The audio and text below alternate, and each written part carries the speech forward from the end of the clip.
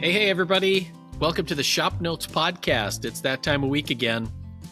Today is episode number 217. Today we'll be discussing toolbox lessons, going over some listener and viewer comments, and also checking in on some end-of-year fun. So thanks for listening, everybody. And if you have any questions, comments, or smart remarks, please feel free to email them to us, woodsmith@woodsmith.com. This episode is brought to you by Titebond. You want a glue that you can trust, and fortunately, Titebond has the glue you need to get the job done with confidence. From interior glues with strong initial tack and short clamp time, to exterior glues with exceptional strength and water resistance, look to Titebond, the right glue for your next project. For more information, visit Titebond.com. I hope Goose is off camera so nobody can see me smacking him in his face when he bites me. You're gonna get canceled for that, right? Oh God, that's. I would think I was say Yeah. I haven't been canceled yet, man. Gosh. All right. For whatever reason, episode number 215, entitled Lip Sweat That You Didn't Know Was Possible, has generated quite a number of comments. And that was 2 weeks ago, right? Because we were behind on podcasts. Yeah. Yeah, So that's this just is the one. you two. Yeah. I think just the title alone has brought in a new audience. Maybe Probably. That's probably it. the logarithm has brought them here. Yep. Welcome. So we'll just go through a few of these, probably some that we can, I think, combine, because several people ended up commenting a couple of times on there. So good on you, everybody. Appreciate that. Dan Ferris says, I have two Shopsmiths, a 500 and a 520 Power Pro. And in addition, an older Delta table saw used exclusively with a crosscut sled, a small 1948 Craftsman drill press, DeWalt 735 planer, and a separate router table. The 500 is used as a sanding station with a belt sander and a 12-inch disc sander installed. I use the 520 at 220 volt for the 2 horsepower rating. 520 is used for a table saw, wood lathe, and to drive the Shopsmith jointer or the bandsaw. I usually leave the jointer or bandsaw attached when set up as a table saw. Using this setup, I made a Maloof rocker, for example. My compact workshop is 30 by 12, and I have to share with 2 PV systems that I have. To me, it's very functional. It's great for smaller projects like headboards, chairs, bookcases, pens, bowls, etc. My woodshop is not connected to the electric utility, which is pretty impressive. There was a lot of numbers in that comment. I was expecting like a story problem, like right. And now, if a train leaves Des Moines going 80 miles an hour, right? Yeah. I was listening carefully. Mm-hmm. As well, you should. I'm trying to decide if I would really consider 30 by 12 a compact wood shop, but I guess it would be. It would be long, and I'm thinking like... It's pretty narrow for... Yeah, I'm thinking like single stall garage, like a apartment garage kind of, like really narrow and really long. Yeah, because a double garage door would be like 16 feet, so it's like a single and a half wide.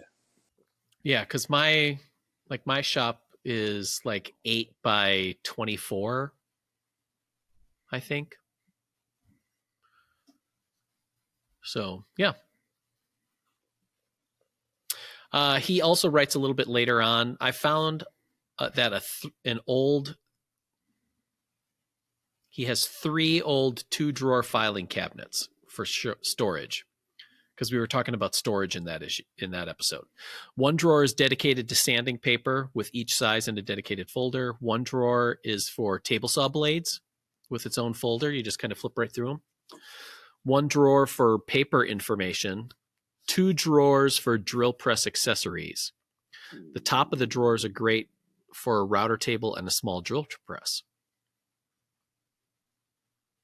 I have an old 3-drawer nightstand that I use primarily for small shopsmith accessories. Again, the top is used as a battery charging station, etc. I also built a row of shelves up high so I could slip my shopsmiths underneath. I wish I was as comfortable with myself as these guys are admitting that they have shopsmiths. I know it's the same guy, but yeah. Just had to stir the pot up again. Yep. All right, I'm just going to keep going here because he has one more. Okay. Dan Ferris again. He uses multi-level dust control because that's what we were talking about also. For his shopsmiths. Yeah. I have a face mask for the first level. I use a roll-around shopsmith dust collector connected to my various tools. I have a garage door at the end of the shop and open it and then place a large fan at the opposite end. And then lastly, I use an air compressor starting at the back to clean off all the shelves, equipment, floor, blowing everything out of the garage door into the desert air.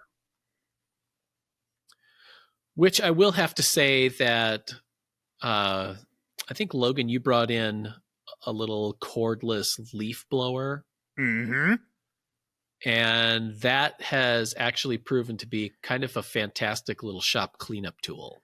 Oh, 100%. And the only reason I brought that in is because I upgraded mine to a Milwaukee one. Okay. And they're so awesome. Like I first tried, like, okay, I shouldn't be blowing the dust around. So I bought the Milwaukee cordless vacuum. It's like a stick vacuum. And it's too small. And like, it'd be cool if I was like vacuuming out my truck, which I don't do. But then I decided to go back to the leaf blower. Like, yeah, it's like the best cleanup tool ever. Especially if you can just open a garage door and just blow it all outside. Right. Yeah. Yeah. I've done that. I have not a cordless one, but I have an electric big leaf blower that on some summer days I've done that, where you just kind of open it up and then just blow it all out. Inside, I think it's a little trickier here. Yeah. But for the studio, for example, we have a lot of nooks and crannies and shelves and whatever where it's tough to get up there to clean off. So being able to sort of just blow it down and then be able to sweep it up and I think it's like it's one of those things that's the, we have HVLP sprayers. That's the high volume, low pressure cleanup tool where it's like, an air compressor doesn't move a whole lot of air, but it's high pressure, so it blows crap all over. Like you'll, like if you blow off your shelf or your bench, you're going to blow off everything onto the floor. Where the leaf blower, it's like it's moving a lot of air, but with low pressure, so you can kind of blow stuff off, and it just moves the light stuff. It doesn't move the heavy stuff, which is kind of nice. Yeah, yeah. Well, and especially, like when we're, for example, drill press and a lathe. Mm-hmm. They are kind of notorious for being really poor tools to be able to have some kind of built-in dust collection. And they also tend to scatter dust and chips in a way that other tools don't really. Mm-hmm. So being able to like clear off the shelf that the drill press sits on, or get some of the other thing about a lathe is that, and I'm sure you know this with your 14 lathes that you have in your shop. 3. That there are just a lot of little places for chips to hide on the inside. Yeah. All right, back to the comments. Noland writes, for dust filtration, I have woodworker's lung, so dust filtration is important to me. I use my P100 mask most of the time and dust collection to run most of my tools. I built in 3 high-volume dust filters using MERV 13 furnace filters and washable pre-filters over my miter saws, lathe, and sanding station. This captures the dust right at the source for my worst dust generators instead of aerosolizing the dust by pulling it from the tools through the shop to a ceiling-mounted unit. These dust filters are on a timer and clear the air quickly based on the air quality monitor I have in the room, but are a little too noisy to run all the time. I also built a low-profile ceiling air filter using MERV 13 filters and a quiet low volume fan that is turned on with a motion sensor whenever I'm in the shop. I wish I had paid more attention to the wood dust before I got my woodworker's lung, which I think is what we were trying to get across, is like, it's important to deal with dust. It's just depending on shop, tools, budget, or whatever, like what's the best way to approach those things. Right? Mm-hmm. Puppy Doc says, Logan, for storing sanding discs, since you're getting a 3D printer, there are several files available for sandpaper storage out there. See, new tool justified. Whoa.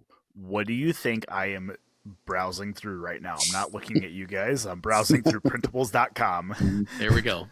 I have 2 air filtration systems. I have a Powermatic micro dust air filtration system mounted to the ceiling that I turn on as soon as I walk into the shop. Leave it run for about 2 hours after I finish on a timer.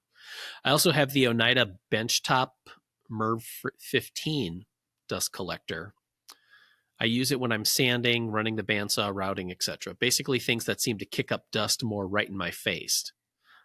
I find I still have a lot of dust settling on surfaces, which drives me nuts, but it's much less than without these systems in play. My main dust collection leaves something to be desired, but without 220 in the shop, I'm pretty limited in options. Logan, have you tried the frog balls yet? I did not. Did you guys eat all those? Because I did not try any. I think there's still some in there, actually. They're delicious. Okay, well, P.S. I need to, yeah. Greg Livingston says, I have a box fan with a furnace filter attached to collect fine dust at my shop in Denver. Since moving to Des Moines, I've not set that back up. It will be rebuilt right after I figure out the rest of my storage in my shop. And he'll be setting up sled storage under one wing of the table saw.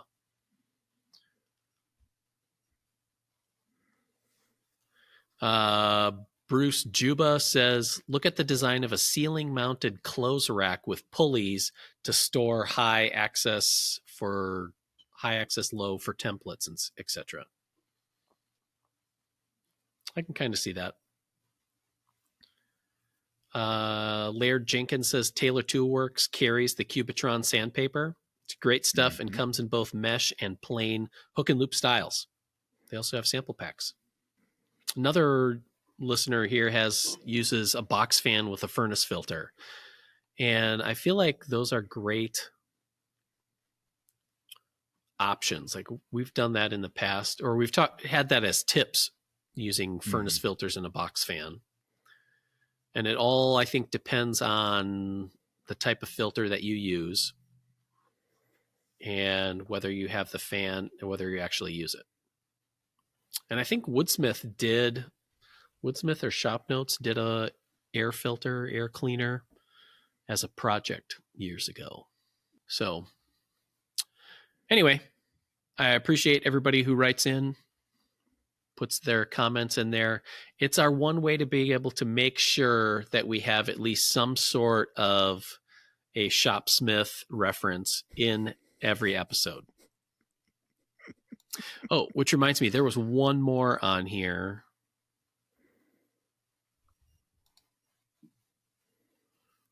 About Shopsmith. Yes, Ed Florence. Regarding a second Shopsmith. Yes, I have one. It's on a shortened base and has a headstock modified to turn both directions. I keep the bandsaw and joiner parked on it. The whole thing takes up less than 8 square feet of valuable shop floor space and is ready to go wherever I need it. I would also recommend that a second Shopsmith would make a great dedicated drill press. So what a drill press. Are sawed-off Shopsmiths even legal? I don't think Probably they depends are. what state you're in. We call those tactical Shopsmiths. Yeah. For close-range woodworking. Whew. Yes. Oh, man. Another guy with a Shopsmith dust collector, too. So there you go. I think what it ends up showing is that the air collector or the air cleaner is still a pretty popular option for a lot of people. Yeah. Mm-hmm. All right. Now, one of the things that I wanted to talk about is I have been teaching a class for the Des Moines woodworkers on building a small tool chest. And in this particular class, just the way it worked out, I decided to build one along with the students while I'm going. Mm-hmm. Partially 2 reasons. One, I was just another way of working and approaching teaching the class. And 2 is I wanted to make sure that I had parts that I could use to demonstrate different techniques. What was interesting is that the project that I chose is one we've called I think it was called Grandpa's Tool Chest or something like that. And it was modeled after Don Peschke, founder of Woodsmith, his grandpa's tool chest, which we had on the set of the TV show for years and years and years. This thing is mostly just nailed together. There's very little joinery on it. So on one hand, as I was going through the project plans prior to class periods, I'm like, I don't know what I'm really going to do for teaching other than guiding people through the different steps. But there's actually quite a bit, even on something that you would call really simple like this as a project, where having built projects over and over again and having done stuff for the TV show where you're trying to interpret plans and drawings and articles and stuff like that to be able to walk through processes and steps. So, for example, mitering molding to wrap around different parts has proven to be rather interesting. For some of the bigger pieces, I was showing how to do that on a miter saw and then using double-sided tape to put hardboard on the fence so you have a zero clearance fence, and use that to line up for where your cut lines are, all that kind of stuff. And then also having a small Twinkie-powered miter box for the smaller pieces, and how you mark those pieces, and which side of your pencil line to cut on, and nailing them all in place. So that was all. So for a really small, simple project, it was kind of fascinating to learn. So I don't know. Did you have similar things with your bookshelf box one? Because I know that you had tried to do that, Logan, in just 2 class periods and then extended that. Yeah, and I made one with everybody. It's really big in that picture. Although it's not that big. It's perfectly average size. The reason I decided to do it also was that way I had parts to demonstrate on, because it's you hate grabbing somebody else's parts, especially if you screw it up. It's oh, sorry, you know, oopsie. But yeah, it's one of those things that I try to avoid in these classes, just having it be okay, now you go to this station and just it's set up for you, you use it, right? I want it to be more of hey, I'm showing you how I set it up and why I set it up this way. And by the end of the 4 classes, because I tried to do it in 2 classes, did not happen. Terrible decision. We did it in 4. Everyone was completely comfortable just grabbing the miter gauge off the floor, setting their distance how they need to, doing all their cuts. People, I think it was good because I think people learn. And it's hey, here's how I would. I think what people get more out of those classes is hey, oops, you screwed up. Here's how we fix it, right? So there was a couple of them that, the hinge mortises between the door and the rails didn't line up. So we had to chisel them a little bit bigger. And it's where do you chisel? Do you chisel in the top or bottom? And, stuff like that. So, definitely kind of the same type of thing. Yeah. And I did that with the molding on this toolbox is made in, it's not just with one single router bit. It was a big cove bit to route out a cove. Mm-hmm. and then a small round over bit to do the bottom part. And then you had to like basically hand sand or use a block plane to round over the transition. Mm-hmm. So, you're talking about those kind of things and how you set up a router table. And the top of the lid, which I'm going to grab here real quick. This episode of the ShopNotes Podcast is brought to you by Titebond. You want a glue that you can trust, and fortunately, Titebond has the glue you need to get the job done with confidence. From interior glues with strong initial tack and short clamp time, to exterior glues with exceptional strength and water resistance, look to Titebond, the right glue for your next project. For more information, visit Titebond.com. I thought it was going to be real quick. It is real quick. So this is the lid, has a frame and panel sort of top, and then the 3 pieces or the 4 pieces are joined with a tongue and groove. And the original plans did just tongue and groove, and I altered that where we just did grooves on both mating parts and then you cut splines to fit in them. So I was talking to people about, setting up a slot cutter and how to, using setup blocks to do the height and running stuff like that. So that was, all of that kind of stuff turned into teaching moments or stuff like that that I wouldn't have realized just looking at it, because it just sort of feels like a cut and paste kind of project where it's like, cut this piece, tack it on with a nailer, and move on. But now on my version of the lid, instead of using the router table to do the slots for the splines, I ended up using my little Veritas box maker's plow plane. Yep. In the left-handed edition. I have the righty. Yeah. And it's a fantastic little plane. I love it. Mm-hmm. And it's interesting to figure out the technique to use it isn't difficult. No. But you do have to pay attention especially when you're starting, because you can very easily kind of get off track or end up making a really wide groove or whatever. So, yeah, I find it's very similar, having done a lot with between ShopNotes, our last issue of the TV, or last episode of the TV show, and so we've done a lot with those planes in the last couple of months. And it's the same way with that Veritas Rabbit plane. It's like you have to really pay attention to what you're doing. And I think the box maker's plane is actually set up a little bit easier to start off.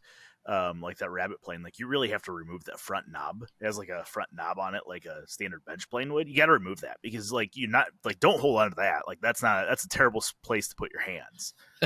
Like, even though it's like, hey, there's a knob, you should hold on to it. No, you should like put your fingers on the fence. Like you should be like, cradling that plane in both hands so you can make sure you're keeping it tight up against the workpiece. Same thing with that little plow plane. I know you guys were doing grooves. It's a fairly inexpensive plane. Like it's $120 or something like that. Yeah. For a plow plane, like that's pretty cheap. But then like you add on like the beading blades, and you can do beads with it, and it's awesome. Like, love it. Yeah. So I was having trouble initially in finding like its natural balance point, that I was either tilting the tool one way or the other, or that the fence would kind of drift away on a stroke away from the piece. So it's, like I ended up having to hold it basically palmed in my hand, so that I knew that I was just with my left hand basically just driving it forward, and then using my other hand to keep the fence engaged with the workpiece. And that was where I was able to then kind of find perpendicular, so to speak, on it. So yeah, it's definitely easier with the Veritas medium. I think I have the medium plow plane. Yeah. Because you have the handle, and so that handle is kind of your 90-degree gauge. Right. Yeah. You know what I mean? So it's like, you're perpendicular if that handle's straight up and down. So yeah. Speaking of hand tools, John, I know that you're working on a hand tool project for an upcoming issue. Want to talk about that a little bit? Yeah, for ShopNotes, working on a miter box. So we've done a few of them in the past, and so I don't know if I'm gonna do a mashup of all my favorite features of the previous ones, or come up with something else. And is it going to be adjustable? Is it going to be just a simple, like, here's the 45, 90, 45 type thing? But so still kicking around ideas with that. But I don't know, we've come up with some good ideas in the past to kind of jump off from. So, but we have the one from, is it ShopNotes 115 that we have in the studio that we've used? Oh, yeah. Quite a bit. That's the adjustable one, right? Yeah. Yeah, the turntable one. Mm-hmm. Yeah. I think I have a version of that somewhere. But the other thing I was thinking of is they pair well with shooting boards. Is there a way I could combine the two tools on one tool type of thing, or is that too much? And who knows? Wow. Who knows where this is going to end up? Yeah. So we can only pray. Yeah. Yeah. The abomination that could be. So. Yep. So subscribe to ShopNotes magazine if you're ready to see the unholy offspring of a shooting board and a miter box in an upcoming issue. Yeah. So have you decided whether you're going to use it for a Western style saw or a pull saw? I'm kind of partial to a pull saw myself. So I'm definitely thinking going that route, I guess. Okay. So. All right. That'll be a fun one to see then. Yeah. Tune in next week.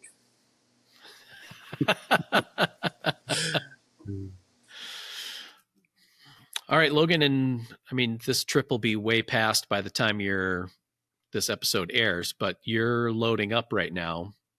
I am. Well, I mean, right now I'm scrolling through printables to see stupid stuff I can print that I don't need to. But yeah, I'm loading up camera gear. I'm heading out. I'm leaving tomorrow at 4:30 in the morning to drive to Illinois to do a couple of photo shoots with James Wright, Wood by Wright YouTube channel. So James had got a hold of me. I think he's written for Popwood in the past years ago. And he randomly emailed me and said, "Hey, my wife's telling me I need to email you." And I said, "Funny, because my wife was not telling me I needed to email you, but I've been meaning to email you." And stuff. So it just works out that we had to switch days a few times. But yeah, so it'll be fun. It should be a one-day shoot. We are of anything, believe it or not. The main project we're shooting tomorrow is a plow plane. It is a shop-made plow plane. Oh, really? Yeah. Okay. So we're going to shoot that. We're going to do a couple of technique articles on it, around sharpening, probably, using that type of stuff. And yeah, so it'll be fun. It'll be nice that it's a quick, 1.5 day trip for me. Right. Instead of a multi-day, several airports, a week-long weekend trip. Yeah. Yeah. All right. So what's his plow plane? What's the materials on it? Is it just made out of wood, like an old school looking one, or? Yep. It is a beech one. And if I remember right, I'd have to go back and look. I'm pretty sure he's using a chisel as the blade. Okay. So it's like, hey, you have 1/4 inch chisel. There you go. Shove it in there. Make it a plow plane. Okay. So not even like chopping the handle off of it, or just... No, I don't think so. Maybe I'd have to be honest with you, I'd have to go back and look. This has been months since we set this all together. But yeah, it'll be cool. We have lacked for a while the like shop made tool type thing. Chris Shores used to do a bunch where it was like, some squares and stuff like that. Yeah. We've lacked a lot of that lately. So, Okay. yeah. Still waiting for that article on making an adze out of a ball peen hammer. Yeah, I need, yeah. That was one that was supposed to come to fruition, and it never did, and it's still sore. Thank you for bringing it back up, Phil. It's the holiday season. It is. No, it looks like James is actually making his blade. Oh, he is. Okay. Yes, he is. So, all right. Yep. So, and they're cool. They're kind of like the, call them a French style plane. Okay. Where a French style molding plane. I don't think I have any. Where there's almost a horn on the front for holding on to. So instead of being, kind of our Western style like this guy, like just instead of just the square. Yeah, it's swooped down a little bit for a place to put your thumb. So yeah, it'll be cool. All right, awesome. I did look, if anybody's wondering, and see if there was any tools for sale that I should bring home with me. There wasn't. No, I'm gonna call Not it yet. personal growth. No, there is a metal lathe up in Milwaukee,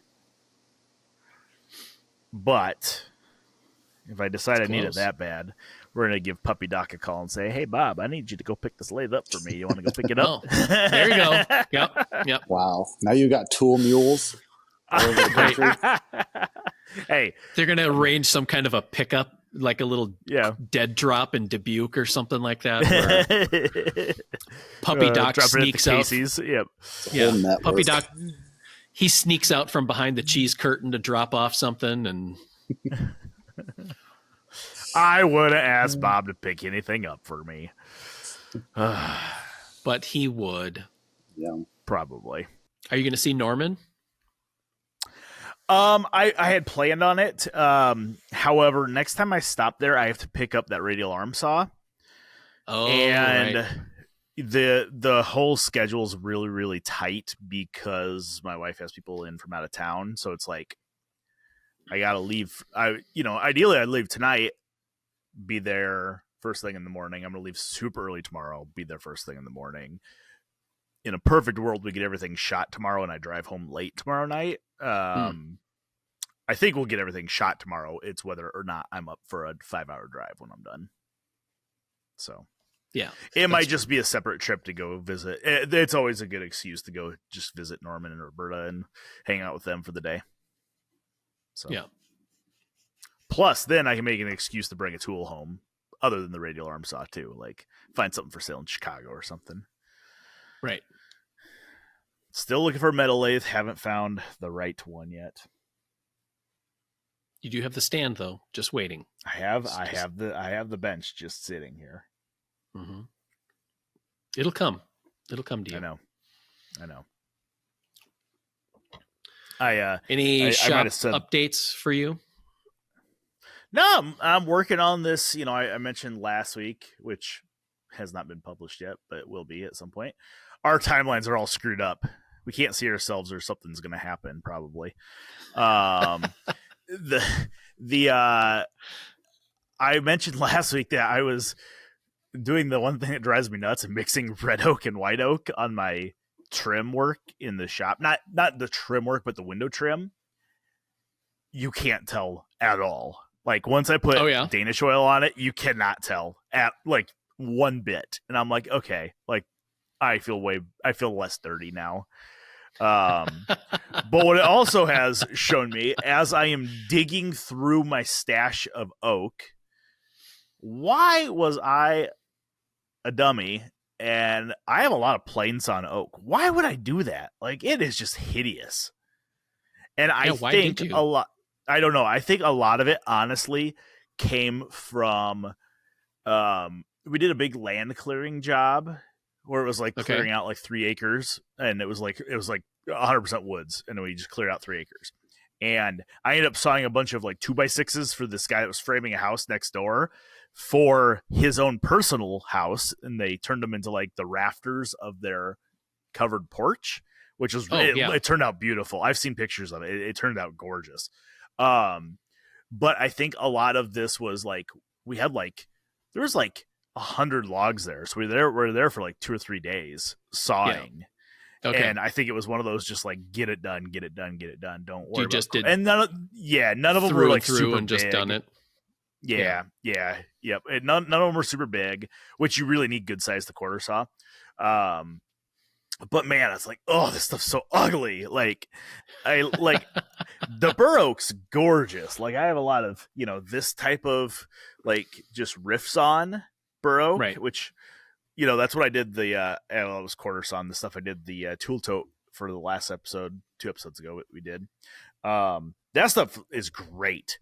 But man, once you get some like plain sawn or flat sawn, it's like, ugh, what am I gonna do with this? Because it's gross looking.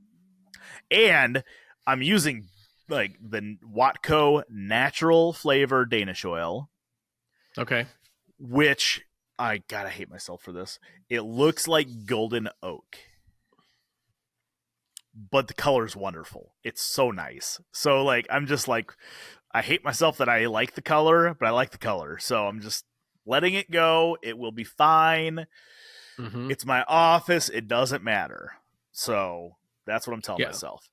Okay. So yeah. So that is the current project. I have photos wrapping up for our next issue of Pop Wood, which has I just got my last issues that went to the printer yesterday. I got my samples, so that should be hitting mailboxes. But the next one will be going out the first of the year or so. And that will have a benchtop router table review. I think we have like a dozen benchtop router tables. That will have a universal dust collection fence. I kind of designed it for the drill press, but you could put it on a router table. Honestly, you could probably use it at the bandsaw too if you wanted. If you didn't have a fence for your bandsaw, you just clamp it on. It's pretty universal. And then we have a winged box from Jimmy Clues. We have some marquetry from David J. Marks, the one and only. So did you title the article Marquetry? I did not, because I haven't titled it yet, but man, I'll have to give you credit for that one. The next project in the shop here, after I finish that, the window trim up. Window trim is really the only thing I have left to do in the office, and then it's move-in ready. Yeah. But I do have to build a desk. So my plan was just to do a standard shaker style writing desk. No, maybe one drawer in it, or a drawer left and right. But looking at all the oak I have in there, I have that little Limbert. It was a Limbert bookcase we did on the TV show last season. Yeah. I'm like, and I told you, I have found so much narrow stock in my white oak collection that I'm going to do like a Stickley style desk in there. Okay. So that will be the next project. So it will kind of be a frame and panel type desk, not pedestal, not kind of that pedestal style, but it will be kind of frame and panel, maybe 2 drawers in each side, on each side. But because this is my office desk, I'm going to have to figure out some way to discreetly tuck in a keyboard tray somewhere.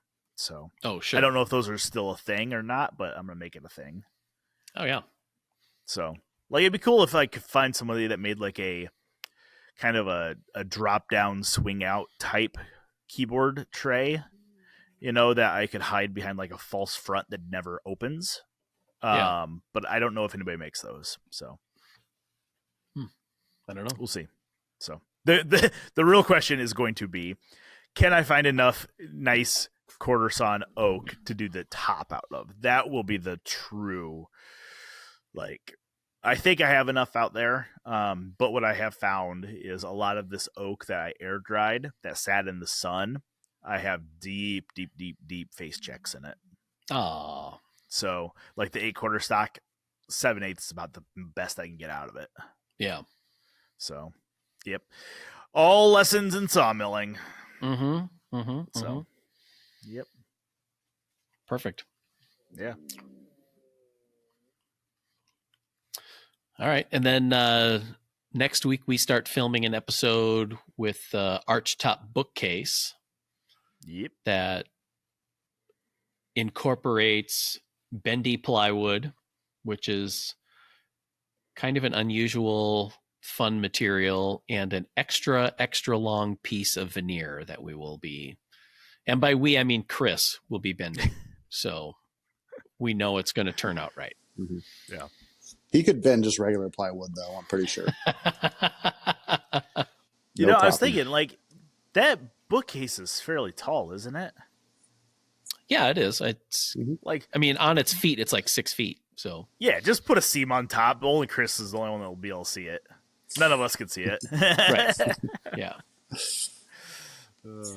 It is just fun to see a 12-foot roll of veneer as just like, wow, that's kind of crazy. It makes me angry at kittens just thinking about it.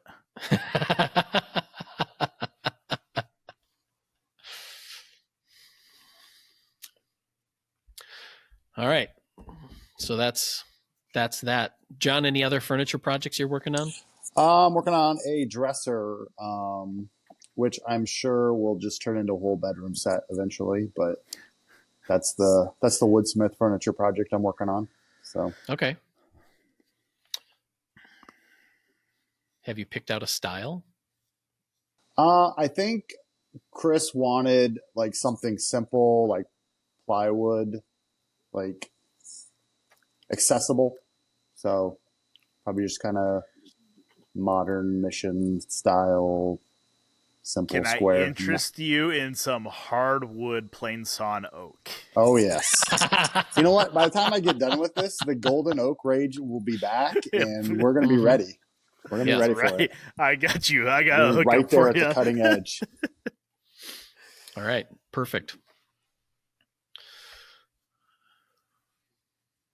Okay. So here's my question for all the listeners out there. What's your year-end lessons learned in either a project or a woodworking technique that stuck out to you for the end of the year? We'll share those in an upcoming episode. Also, has all the discussion this year convinced you of getting a shopsmith? Or if you do have a shopsmith, reignited your passion for that particular tool? So as always, we'd love to hear from you either in the comments section or on email, woodsmith@woodsmith.com. Special thanks to Typebond for closing out the year with sponsoring the episodes and making this all possible. They're the glue that keeps us all together. Check it out, typebond.com.